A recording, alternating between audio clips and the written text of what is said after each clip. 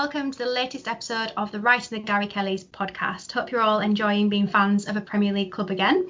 In this episode, we'll be reviewing the latest in Leeds United's transfer window activity. We'll be catching up with ex-Leeds and England goalkeeper Paul Robinson on his time at the club and the ongoing saga with Kiko Casilla.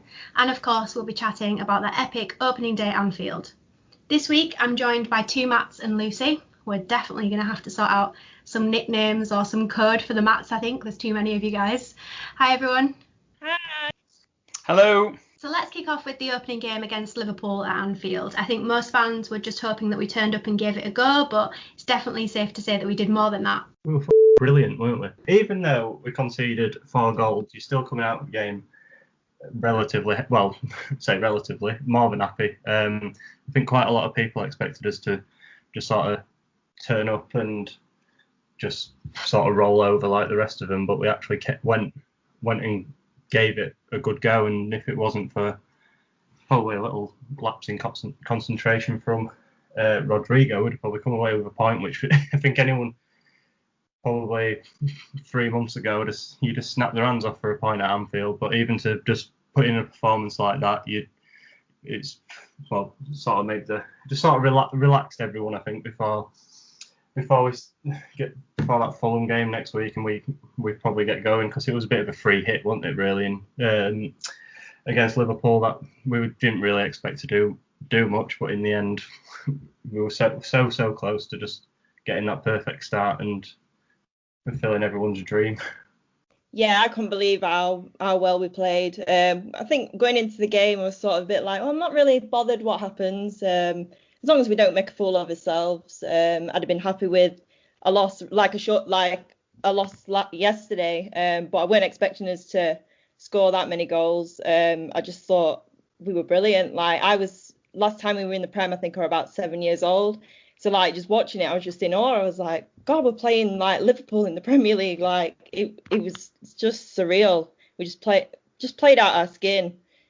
Can we just ignore the fact and just brush over the fact that Lucy was 7 years old when we were last in the Premier League? Is this a good point for me to point out that I was 17 when we actually won the First Division title? So we're getting a full sort of age, all demographics are fully covered, aren't they, by the sounds of it? I mean, it was a game of great attacking football, but it was a fairly poor defensive display from both sides as well. From a Leeds perspective, we're hopeful that once we've got Cooper back and Cox settled in, we'll be much stronger. Cox probably, trained for 3 days with us a bit in total, because he sort of came over, then went back on international duty, and then came back probably the other day. So I suspect in training, he probably didn't line up a lot with Strike in preparation for the game. Maybe the day before. We don't really know at what point Cooper was ruled out. There was a few rumours the night before, so it'd be interesting to know how long Cock and Strike got together before the game on Saturday. But you'd like to think when Cooper's back, there'll be a bit more calmness having a leader back there, because over the last year or two, you have noticed when he's not there, and the organisation's a bit all over the shop. I don't know if that's because we don't have a third centre half. It was normally Berardi who slotted in, but sometimes just that little bit of leadership can just set you in the right way, and it's just, you could tell that we missed him a little bit at the weekend. When Cock obviously gave away the penalty, I thought, oh God, here we go. Like you say, when Coops comes back, he's got the experience of working with new players. You've seen him work with Pontus and White in the past.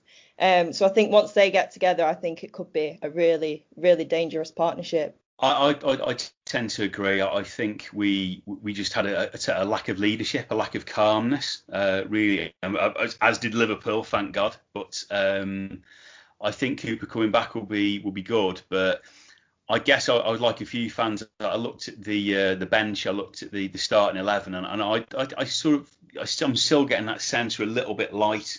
We can't necessarily rely on the kids so much, and I think Strike did a good job. But he was caught out a couple of times, and even Cock is still quite a young defender. So I'd probably feel happier if they brought in another centre half. Yeah, I mean, we did concede 4 goals, but I think aside from the defenders, maybe looking at Meslier, he did seem to take to the game well. Persisted with playing out from the back, made plenty of important clearances, particularly in that last 10 minutes when Liverpool upped the intensity. Are you guys happy with him as our number one for this season, or do you think we need someone more senior? I think it'd be good to see someone more senior come in, but who's happy to probably play second fiddle to him, because he'll probably need someone who's... I know Casilla is 33, I think, 34, but maybe just that little bit extra. And we don't really know what's going to happen with Casilla, but say he does move on, I think we will definitely need a senior keeper, but I definitely think Meslier will be our number one. And like you say, the last 10 minutes or so when they were throwing the kitchen sink at us, he was calm. And I don't think the third goal, was it for Salah? Well, Salah's second goal, he couldn't do anything about that. I don't think any keeper's getting their hand near that. That was a quality finish and the sort of opposition that we'll find ourselves against most weeks. But yeah, overall, really happy with him. And I think it also shows from the Arsenal game back in January that he's got that calmness as well. And his distribution is just phenomenal. So it'd definitely be our number one for this season, I suspect. Yeah, I thought he played really well yesterday. He read the game really well, really confident. I know that we obviously conceded the 4 goals, but if you look at the Harrison and Bamford goals, he was the one who set them up from the very start. I'm happy with him as his number one. If we were to bring someone else in, I think it'd have to be someone maybe with a bit of Premier League experience, international experience. But no, I thought he played really well yesterday. I'd echo all of those. I mean, the one that stuck out for me was he made a save from Wijnaldum, and I think that was in the second half, which really was top draw. He's a great shot stopper. The nervousness you get with Casilla going on one of his little jaunts out to the halfway line just isn't there. He's in command of his area. And we needed him to be yesterday with a pair of centre halves who'd never probably played before together. I mean, I see Martinez is probably going to go to Aston Villa. He showed around Villa Park, so that's one option sort of out of the window. But I will probably agree. You almost want sort of an experienced perennial number 2 really to come in, and I think it's highly likely, isn't it, Casilla will go. He's on a big pay packet, even by Premier League standards, and you'd got to think at that point of his career that he possibly would want to be number 1 at the club. So yeah, happy with Meslier as number 1. Definitely worth touching on the composure for all 3 of our goals. Brilliant individual effort from Harrison for the first, calm and collected finish from Bamford for the second, and quite frankly a ridiculous first touch and finish from Klich for the third. It's nice to see us take those chances, right, after how we've been for the last couple of seasons. Maybe we're just giving everyone a chance in the Championship when we were missing all them chances, just keeping it interesting. Maybe just to give them a chance of catching us up. But it was, I was surprised at us taking such chances. But it sort of goes 2 ways, doesn't it? You're happy at how clinical we were the other day, but then I'm also one of those. I'm that type of person who's always like, not wasting all these clinical finishing in a game that we end up losing. But I don't know if anyone else is like that, but that's just sort of my thinking with some of those. I don't know if that's just me worrying about. I mean, the question is, would you rather win or lose by that margin but score that many goals every week, or would you be rather winning 1-0s, 1-1s throughout the rest of the season? So it keeps it interesting, doesn't it? But we just need to be on the right side of the scoreline.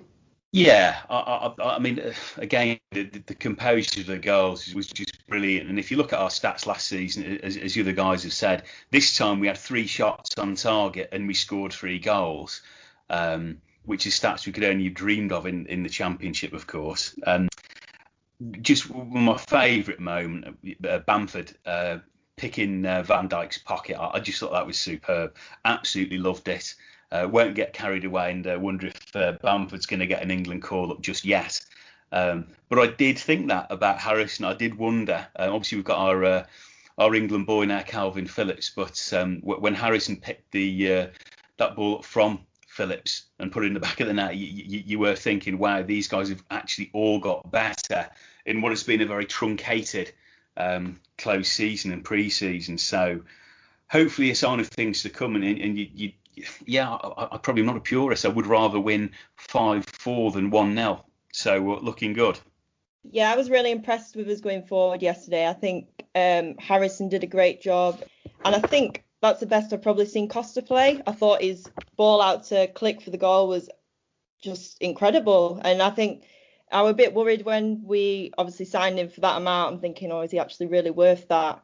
But I thought he played out of his skin yesterday. I think he were probably my man of the match, I think.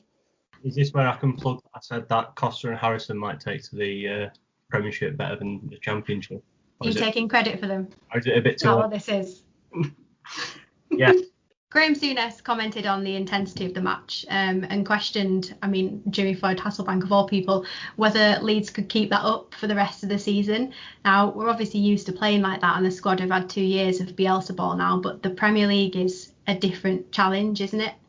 I think it's a different challenge, but you do wonder sometimes whether these pundits actually kept a close eye on us last year as much as they made out going into yesterday's game, because even throughout the game they were surprised that we were still hounding Liverpool in their own half up into the 85th, 90th minute. But that is how we've played for the last 2 years under Bielsa, and it's to us who watch us week in, week out. Obviously, it's not a surprise, but I think some of it is that some of the pundits just don't know necessarily educate themselves, but whether they actually keep that close of an eye on it. It's almost like they were even more surprised by us yesterday. I know it was against Liverpool, but as Leeds fans, we all knew how we were going to play in that game, and Bielsa won't play any different whether he's playing Liverpool, whether he's playing Palace, whether he's playing against Hull City on Wednesday in the Cup. That's just how he's got it drilled into those players, that they're gonna run themselves into the grounds for 90 plus minutes, and it's just how we play. But I do think we'll last. There's eight less games, and I think that might suit us. Just that we'll probably play midweek games twice, I think, is it, or 2 or 3 times. So I think it'll actually suit us playing more in the Prem sometimes. Maybe the intensity of the games might be a bit different, but we do have that little little bit more rest in between games now. Yeah, I think we're going to be all right. Like you said, there are less games obviously in the Prem, not like you say 2 midweek games. And then, like, when it comes to cup games, we've got the use of the under-23s, who we have, by the looks of it, have signed some strong young lads that are very capable of playing in them cup games if we do need to rest some of the senior squad. Christmas is always going to be a tough time. Everyone's going to be in the same boat, but I think after yesterday's performance, I think we're going to be all right. I'd probably think, yeah. Also, we're going to be okay. I mean, the real challenges will come when they sort of, if and when the inevitable injuries happen. I think that's always going to be a challenge, and it did. You could argue, did derail us getting promoted from the Championship season before last. And again, it's our options probably at the back that concern me most. If you had probably 2 injuries, maybe let's say, heaven forbid, you lost Ilan and Dallas, your options might be limited in terms of someone experienced. And if you then had a series of difficult matches against top 4 teams, I think you might find yourself in trouble. But I think in terms of the fitness overall, I think it's for the birds really to say that Leeds players can't cope with it. I think we looked very, very sharp, I thought, yesterday. Again, to say we had that very, very short pre-season, they looked hungry, in many ways hungrier than some of the Liverpool squad. I don't see that as a problem at all, no. I think we are well acclimatised to it rather, but I think it's more a case of the Premier League keeping up with us, eh? I think the real test will come when we're playing teams such as like Palace, for instance, who, I don't know if anyone saw the game, just camped themselves sort of in their own half and just sort of hoofed it out to Zaha for 90 minutes, but it worked. But those are the sort of games we struggled with in the Championship, where teams sat back and sort of let us play and try and make them try and break other teams down. So I think the questions our questions will be answered, I think, when we sort of play those teams where we're dominating games with 60 to 70% possession, trying to break down teams who are just happy to sort of just let us have the ball and try and hit us on the counter attack. Fair point. Absolutely. There are teams who will park the bus even in the Premier League who make it their business to survive and stay up rather than shoot for the stars. And I think you're right. I think we will probably find it quite hard work to break them down.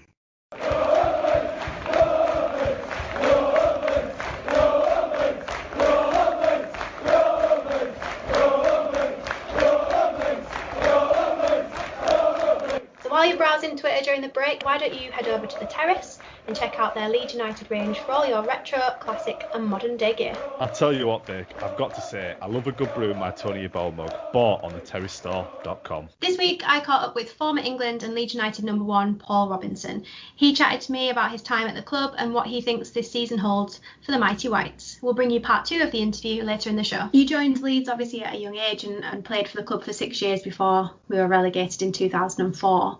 And then subsequently left to move to Spurs. I guess at that time, how were you feeling? Because you were still a young player, and obviously must have been difficult seeing Leeds get relegated, but also the positivity of you being able to stay in the Premier League yourself with a big club like Spurs. Yeah, it was a really strange time. Obviously, very disappointing time for me. Probably one of the toughest times during my career. As you say, I was so young, and we'd experienced the highs of the Champions League. And, you know, we finished top 2, 3 in the league, challenging for the title sometimes, and then to be relegated. But at the time, seeing the financial situation and the off-field stuff unravel as well. For me personally, I stayed till the end. As such, if you like me, Alan Smith, Aaron Lennon, Mark Viduka really were the last ones kind of pushed out the door. But obviously, say I was at the club for a long time. I was there from 13 and I left when I was 23. So it's a club that's been very close to my heart for a long time. And I owe my football career to Leeds United. My grounding and my apprenticeship was done in the academy. And if it wasn't for them, I wouldn't have been a professional footballer. And to this day, it's still a club that's close to me. I mean, my boy's in the academy there and I'm there 3 nights a week. But for me, moving to Spurs, it was a difficult time. Obviously for Leeds, they actually sold me to Spurs in the January of that year. The deal was, I went down to White Hart Lane. I had my medical agreed terms and everything, and the deal was that I'd be loaned back to Leeds for the rest of the season. But the problems at Leeds, nobody had realised that they had too many players already on loan, so I couldn't go back on loan. So I ended up going back just as a permanent player because they couldn't afford to let me go at that point of the season. And you know, it was the season before that, David O'Leary tried to take me to Aston Villa, and I made the decision to stay with my team as such in the Premier League, if you like. So I would say, of the fire sale, I was one of the last ones out the door. I mean, given all of that controversy and obviously everything that was going on behind closed doors at the time, a lot of people say they're surprised that it's taken Leeds 16 years to get back to the Premier League. But in some respect, can you understand why it's taken that amount of time to rebuild? Well, it's taken a long time, but I mean, like everyone, you couldn't foresee what was going to happen in the future of Leeds United once they got relegated. It was a case of, right, okay, let's take stock and hopefully get back up into the Premier League. Leeds United at that time were never even thought of as a Championship club, never mind a club that had ended up playing in the 3rd tier of English football, which, I mean, it's mind-blowing. I've said before, you know, I'm very, very proud to wear that shirt. There's a lot of good players that have come through that club, some world-class players, some of the best players in English football have played for that club. And then you look at some of the managers that have managed the club in the bad times in League 2 and League 1 and the Championship. You look at the players and managers that have represented that club, and you just wouldn't associate those type of names with Leeds United. There's a lot of players and managers that have been very, very fortunate to be associated with that club, and it's just finally nice to see them back where they belong. And you played alongside Nigel Martin, obviously, for a number of years at the beginning of your career. Was that relationship and watching him play a big part of your development as a player? Yeah, I've got a great relationship with him, even to this day. He lives down the road. We play in the same cricket team, and I have a beer with him every Saturday. It's a great relationship we have. I went from cleaning his boots to taking his place. But as I say, I still see him every week, and we're still the best of friends. And as a mentor growing up as a kid, I couldn't have asked for anybody better. Subconsciously, you learn from these players without realising you're doing it. You see their habits off the field, even just the daft stuff, like you see the way he washes his gloves, or the way he looks after his kit or his boots, and the way he trains, the way he applies himself. You might not think, oh, I'm going to watch Nigel today, but you're constantly soaking it in on a daily basis, and you're constantly learning. And for a mentor on the field and off the field, as I say, I couldn't have had anybody better. Talk to me, I mean, you probably get asked about this in every interview that you do, but talk to me about that League Cup game against Swindon, season 2003-2004. I would imagine it's something that's stuck in the memory. Obviously, your first professional goal, penalty save, which saw Leeds progress to the next round. That has to be one of the highlights, surely, of a long career. Yeah, it's a Roy of the Rovers moment. All as goalkeepers are frustrated centre forwards. We shoot against each other in training, and we try and score goals against each other. When there's crossing, we try and score headers against one another. And I've never been any different to any of the goalkeepers. I mean, I went up there for the first corner, and the lads played it short, I think, and it went out for another corner. I just looked back and thought, I'm not running all the way back there. And I've ended up getting on the end of the corner, and it was just, honestly, it's a moment that I'll never forget, scoring a goal in front of the Kop. I scored another one for Spurs, but that was a fluke. It was a long kick down the field, and it went in. The Leeds goal, I mean, it was so special to me. And as I say, you can only describe it as like a Roy of the Rovers moment, scoring the equaliser in injury time, and then saving the penalties for us to win it. And it was at a very difficult time at that stage. Peter Reid had come in, and the club was struggling. And if we'd have been beaten by lowly Swindon at the time, it would have been a real blow for us. So last time we touched on our signings so far, which at the time were very much focused on either extending loans or bringing in talent for the youth team. We've heavily invested in the youth team, which is a clear indication of this long-term plan we chatted about. Since then, we've spent a fortune, wisely, hopefully, and brought in some international talent. So let's chat about Rodrigo to start off with. How do we see him fitting into the team and that Bielsa formation? Is it a case of him or Bamford like we saw at Liverpool, or do you think there's a way that we can play them together? Well, I thought the fact that he replaced Bamford might actually be a sign of, well, not a sign of things to come, but might be where we see him playing down the middle, up front by himself with someone in the 10 behind him, whether that's Pablo or it looks like we're not giving in on Rodrigo de Paul just yet, but I suspect we will probably see us move for someone who's going to fill in that role for Pablo, because I can't see him start. He's not going to be able to start 38 games, otherwise he'll be on his knees halfway through the season, I think. But and we'll be very wise to use him as an impact sub moving forward. So I think we'll probably see Rodrigo more down the middle, up front on his own, but you never know. Bielsa might be working on a way of using him instead of Costa sometimes down the right or in behind Bamford. I think that just time will tell. But I think the substitution yesterday sort of might have given a little bit away of what Bielsa's thinking. Yeah, I think it's a tough one really. Because obviously we want in the goals. Obviously Bamford got his goal yesterday, and Rodrigo is no doubt going to bring the goals with his 35 for Valencia and 8 for Spain. But it'd be great to see them play together, because I absolutely love Bamford's work rate. He just works so hard, and he deserves to be in that starting 11. So if there was a way that you could play both, I think that'd be great. But I guess it's just a case to see who else we can bring in, and like you say, see what Bielsa's plan is going forward. I think I'd very much like to see them play together. They both are different types of strikers. I mean, if you look at the footage we've probably all seen on YouTube of Rodrigo at his best, he takes players on. He's got great feet, to use that old term. Bamford is probably much more like a Bergkamp type striker. You know, he does have a decent first touch. He seems to have. Hopefully that will continue, but he seems to rely very much on that more so than his ability to get past people. It will be great to see them play together. But we know Bielsa. He's a man who's really not for change, and chances are he will continue playing one striker no matter what formation he goes for, I would say. But it'll be interesting to see if he changes his mind on that one as the season progresses. On to Robin Koch then. He was rumoured from day one to be our backup to Ben White, and in all honesty, I'm not personally that disappointed at how it's played out. I think we could have ended up spending a fortune on Ben, and as much as I'd have liked him to stay, I'm not quite sure he's at that valuation just yet. What are you guys expecting to see from Robin this season? Obviously not based on yesterday's performance, because he's still very new, and as we've mentioned, he's not had much time with the squad yet, but how do you think he's going to perform for the rest of the season?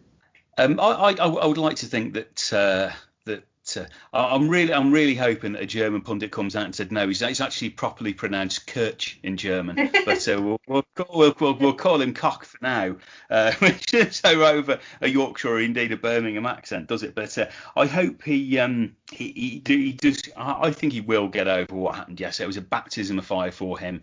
He was impeded quite badly, and I'm surprised nobody picked it up for Van Dijk's goal. He clearly had the ball cannon off his leg and onto his arm, and he's desperately trying to pull it away. So not the start he would want, but there were moments where he showed, as you'd expect from a German international, really good composure and a good ability to pass it out from the back quite a few times, which I think sort of detracts from those moments which you'd expect from a team like Liverpool. Great signing, and I think, as you say, Vicky, he is a full international. To say he cost £30 million and Brighton were there waiting for what? You could see the dial going 40, 50, 60 million. Oh, go on, make it 65 for somebody who's not got any international caps, for somebody who has had very little experience, if any, in the Premier League away from the Reserve League. So I think Robin is a good signing for us, and I've got high hopes for him from what I've seen. Are we just going to go with Robin then? Is that what we're going to... Is that safer? Safer. Just so we're not giggling. I just can't. I'm just so juvenile. I can't keep saying cock again and again and again without it becoming amusing to me. Sorry. I think one thing I will say is that, as like we were saying with him, is German international. I do think Brighton have played a very dangerous game in keeping White, in the fact that I'm still adamant, and quite a lot of people that I know are adamant, that we could very much pick him up for a bargain price next season if we wanted to. So we'll see how the season unfolds, but you sort of hope after how it's all played out that as much as Robin could be a very good signing, we might still end up signing White in the long term next season when Brighton hopefully inevitably take the drop back to the Championship and we snap him up for hopefully close to something like we got for Robin. Well, there are suggestions that Bielsa may be convinced to bring in another central defender, whether that's in this window or whether it is next season and it is Ben White in the end. But we're also on the lookout for a number 10 type of player. Rodrigo de Paul is the one who's at the top of that list currently. Do you agree that we still need a couple of additions, and are those two positions where you think we should be focusing? I'd say that we definitely need a 10 or someone who's going to play in Pablo's role, because like we've touched on today and we've touched on the last podcast, is that he's not going to be, as much as we hate to admit it, he's not going to be able to last 38 games at the high intensity that we play, especially in probably the most demanding top league in the world. So we definitely need someone, I think, with the quality that Pablo brings, but with probably a little bit of pace. It's just a shame that we don't have the Pablo Hernandez, a probably 25-year-old, just sitting in there behind Bamford. But we love him to bits. But I would definitely say that we do need a number 10, just to probably help Pablo out. I'd agree. I think probably out of, and I say this obviously heavily caveated and not wishing to sort of do down any of our current players, but I think Pablo probably didn't have his greatest game yesterday. I think he is obviously a fantastic player, in many ways head and shoulders above the current squad in terms of what he can bring to the side. We need that vital support role, obviously, for the strikers. Pablo at 35 is going to have days where he's tired. Quite frankly, I'm 46 and I can probably manage probably a 1 day a week where anything energetic happens. So got to learn how he's done that. But I think we do need a number 10, or we need somebody, a wide player. I mean, the names mentioned, aren't they? Harry Wilson is still very much on the cards, a player that Bielsa's been after for quite some time. Ryan Kent, albeit his most of his experience has been up in the Scottish Premier League, which I'm not really. I'm probably going to upset some people by saying this. Obviously, if you have any Scottish listeners, I apologise. I don't really feel it's the same standard as maybe what Wilson was playing at Bournemouth. Rodrigo de Paul would be the one we'd all sort of jump for joy if we got Argentine international box-to-box player. Just, would fit in so many places, which Bielsa really, really likes. So I think it's an area we need to recruit in, absolutely. I don't think we can rely on Pablo. I don't think we have possibly enough depth, albeit I think Shackleton is a superb player, but I don't think we can rely on Pablo and or Jamie Shackleton for the whole season. I think that will be a bit too much of a risk. Yeah, I think I'd probably echo what both you guys have said. We'd love to see Pablo go on and on and on for years and years, but there is going to be a time where he's going to have to obviously hang up the boots. So yeah, someone for that Pablo role. I think he's, like you said, I didn't think he had the best of games yesterday, but it's Pablo at the end of the day. I think I love him when he comes on as a sort of super sub. I loved that last season. So yeah, definitely someone in that role who can help him out, because obviously he's getting on a bit now, bless him. Hi, I'm Don Matteo. There's nothing more than I like doing when I'm sat in the rock bar, listening and writing to the GaryKelly.com. Right in the Gary. You can edit that, can't you? Hi, I'm Don Matteo, and when I'm sat in the rock bar having a pint, there's nothing better than reading and listening to write in the GaryKellys.com. And now it's time to hear from Paul Robinson again, and this time we talked about the current Leeds United team, and in particular Meslier and Casilla. You can listen to the full interview with Paul Robinson now on writingthegarykellys.com. So looking forward at the current Leeds United squad, it looks as though the young Ilan Meslier is going to be Leeds' number one keeper this season. You were a similar age when you started making those first team appearances. Have you seen much of him? What's your opinion on how he's going to fare in the Premier League this season? I think he settled really well when he came in. I think Kiko's form was up and down last season. He was making too many mistakes and costing the team games. And when Meslier came in, I thought he looked nervy to start with, as you would as a young goalkeeper. Seen him a couple of times in the under-23, and his distribution is one of the strongest parts of his game with his feet. And he didn't show that in the early games because he looked nervy, he looked edgy. Saw him play away at Hull and he was kicking the ball into touch when you could see the passes that he was trying to make, but he wasn't quite getting there. But the biggest compliment you can pay him is he's grown, he's got better, he looks confident, he looks comfortable, and he looks secure. There was no problem between then and when he came in at the end of the season, when he took Kiko's place. And I think the manager made the right call when he left him in at the end of the season. As to what he'll do at the start of next season, I don't know. Whether Kiko is going to be around, whether he's not. There's talk that he may leave. If he does leave, they definitely need another goalkeeper. You can't just go with the one recognised number one. Even if he stays, I still think they need another goalkeeper. You look at the way that Joe Hart's just gone to Tottenham. You look at Rob Green at Chelsea. You look at Scott Carson at Man City. They generally have an older, experienced, Englishman to tick a box in the squad. But I think if you look at the two goalkeepers that we've got, you'd need to add a third, very experienced one to the group, because Kiko, you can't rely on him 100% week in and week out. And Meslier, he's very new to the team, and there's potential that his form may dip. If that's the case, to have some kind of stability as a 2 or 3 would be a very good addition, in my opinion.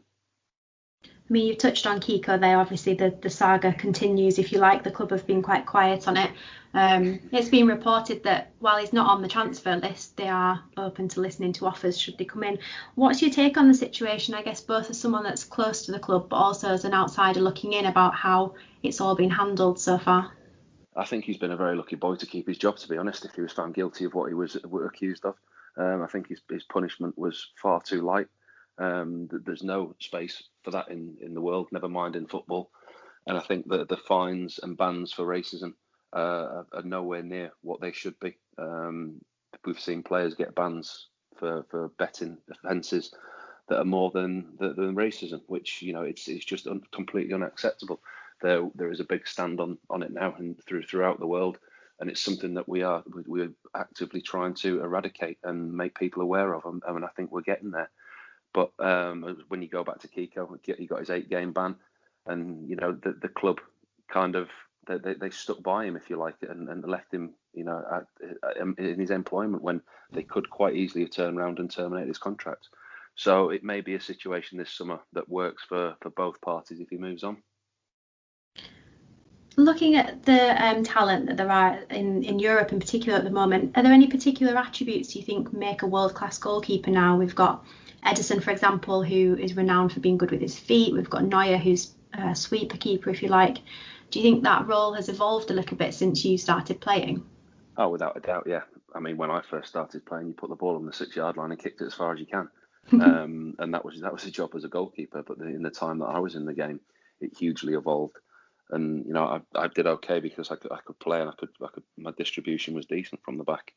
But the game has changed. It has evolved. And goalkeepers are asked to do a lot more. You look at the way Ederson plays, like you say, at Manchester City. His passing range and his ability with his feet were unbelievable. If they'd have won the league by a number of points, I'd have loved to have seen Pep Guardiola play him centre midfield and give him a go. He's that good. But the role has changed, massively changed. And we've seen the likes of Hugo Lloris at Spurs sometimes struggle with it, what the manager asks him to do. But the biggest impact you can have for the benchmark for any goalkeeper at the moment is Alisson at Liverpool. You see the impact that he's had on the team. They had 2 decent keepers in Mignolet and Karius, but neither were top-class goalkeepers. But you see the impact that a top-class goalkeeper and a top-class centre-half in Van Dijk can have on a team, and that's how important it is.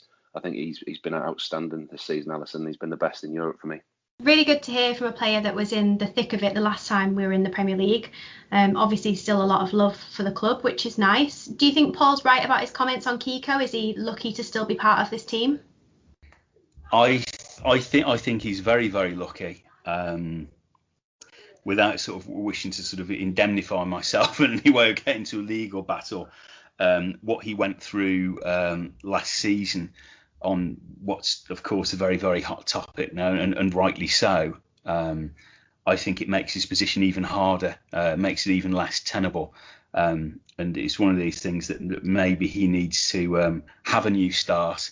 In other ways, you kind of, maybe thinking with Kiko that he's decided to face it out. He's going to win his reputation back. He's going to come good. And he's sticking at it. So in that respect, maybe that we can have some admiration for him. But obviously, given what's happened, personally, I and I think a lot of other fans would find it quite hard to forgive.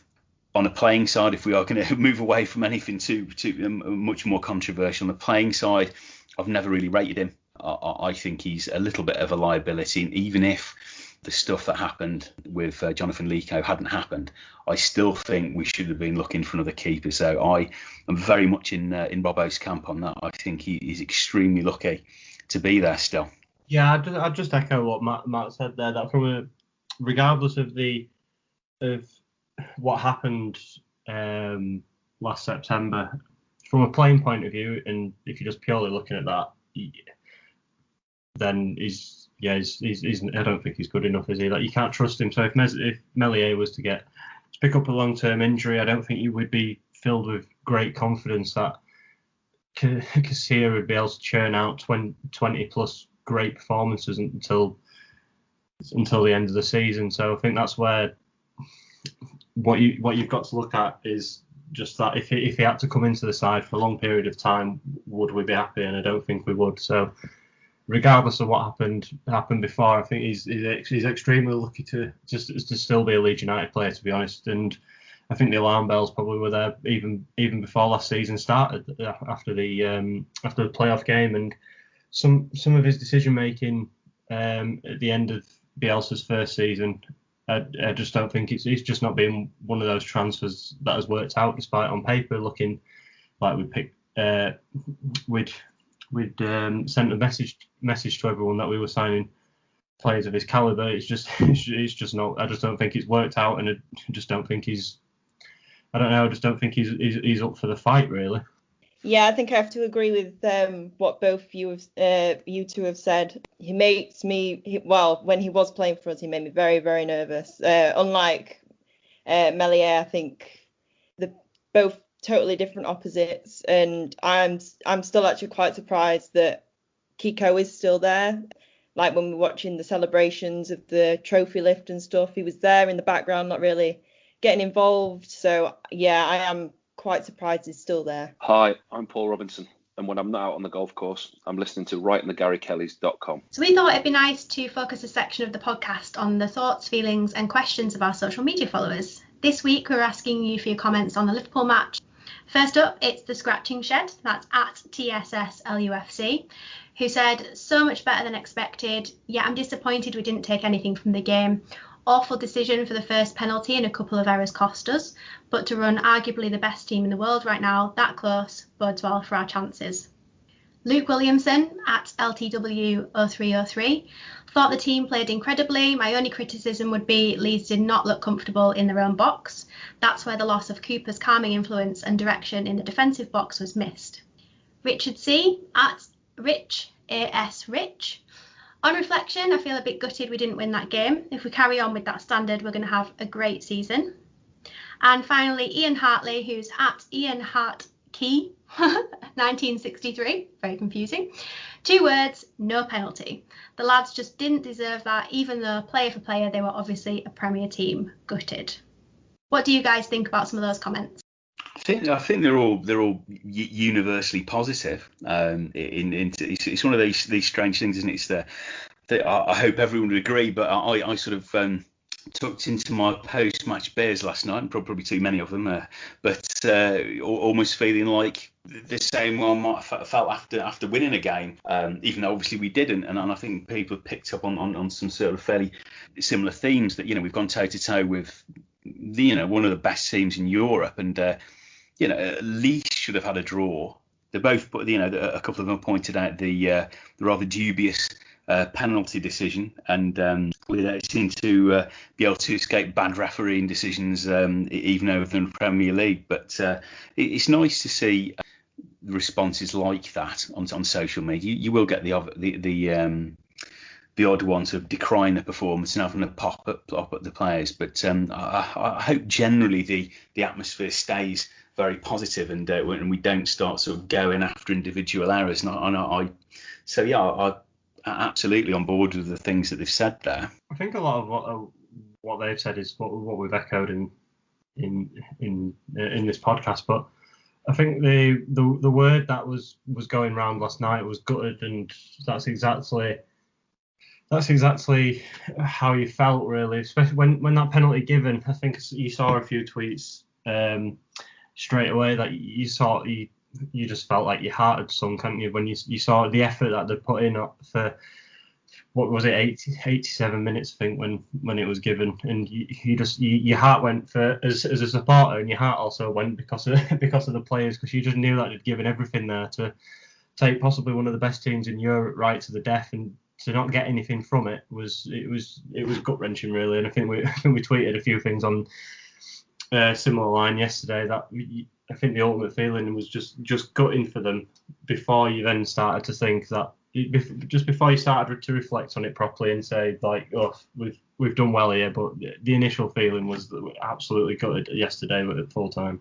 Yeah, it was definitely an emotional roller coaster for sure, especially when we got given away that penalty in the first 4 minutes of the game. You think, oh God, here we go, thinking that we're going to get absolutely just smashed to bits, but the boys played their absolute hearts on the sleeves. And the penalty that did obviously happen in the first 5 minutes of the game, I'm sure there was something similar in the West Ham Newcastle game, yes, where I saw the ball struck just an arm that was in a neutral position, and they didn't give it as a penalty. So I was very confused about that. But everything that in the comments on social media, everyone were gutted, but everyone was so positive at the same time, which is really good to see. Yeah, I think if we're gutted coming out of an opening fixture at Anfield, the team have done pretty decent the day before. So that's everything for this week. We've started the season with defeat at Anfield, but there are plenty of positives to be taken from that performance. If we can play like that against the reigning champions, I think the rest of the league probably just started to take us seriously. Thanks so much for joining us wherever you are in the world. Make sure you follow us on the socials at RITGK and let us know what you thought about this week's podcast. We'll be back in a couple of weeks. Speak to you then.